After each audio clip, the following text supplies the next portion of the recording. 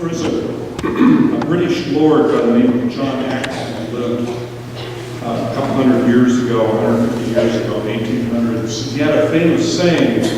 He said, "Power corrupts, and absolute power corrupts absolutely." He also said that great men are almost always bad men. The founding fathers of our country lived 100 years before Lord Acton, but they certainly understand where he was coming from.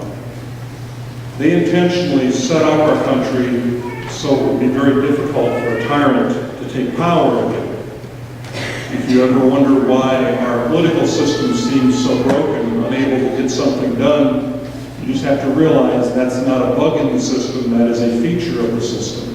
It was set up that way, so no one person could take all the reins of power. As Americans, we have a built-in distrust of powerful people, of kings. Yet today is the solemnity of Christ our King. So as Americans and as Catholics, how are we to think of this? I think the first thing we need to realize is that Christ our King is not the same as a human king. He is not corruptible. He is not greedy. He does not go off the rails, as it were. He is a good king. There was a time in our world history, back in the Middle Ages up to the 1400s or so, when something called Christendom existed in Europe. And most all of the countries of Europe explicitly were Christian countries. The kings got their power from the Pope and from the church. And yes, there were corrupt kings and there were corrupt popes and corrupt priests, that's true.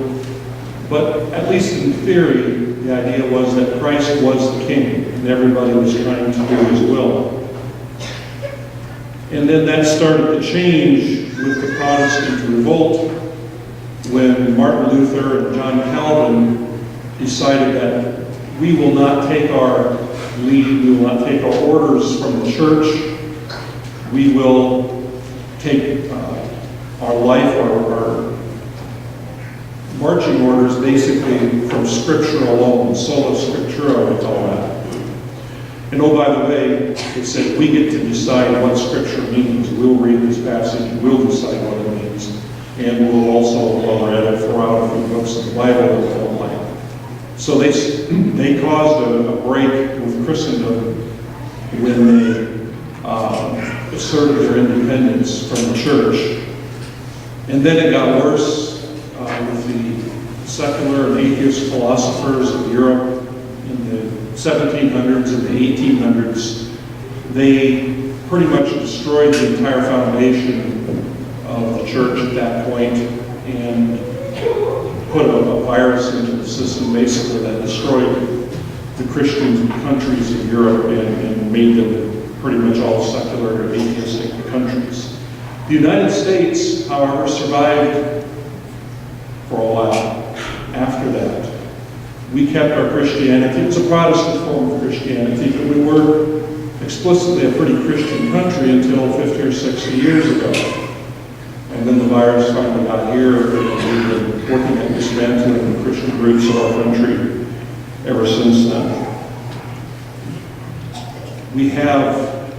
Perhaps we have too many blessings in this country with modern health care. We don't have to pray to God for our health. With modern economic systems, we don't have to worry about starving. Walmart's open 24 hours a day. You can get whatever you want. And you can get into a method of utopianism where some combination of modern science and big government will finally deliver the utopia that we've all been dreaming of instead of depending upon God for that. And now more recently, the last 10 years or so, we've really gotten into moral relativism and secularism, where we're not just not being Christian anymore, but we're explicitly anti-Christian in many places.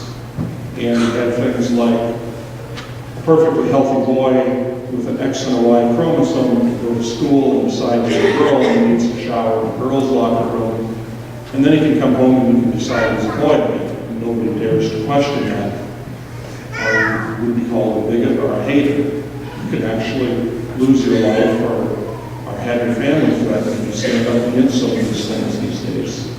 And we're probably not far from the end of just anarchy and tribes war it out as far as I believe this and you believe that, and we use violence to enforce it. So we've really gotten off the rails when we gave up having Christ as our King.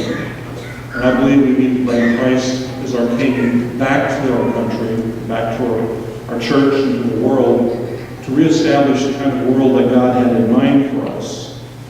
And again, Christ is not a corruptible King.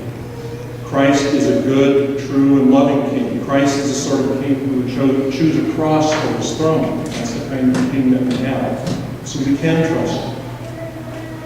But it's hard to bring Christ the King back to rule our world or to rule our country if we won't let him rule our heart first. It's really hard to fix our country if we're still lying and cheating and stealing. It's really hard to fix the world or our church if we're still fornicating, using pornography, and birth control in the way across the country.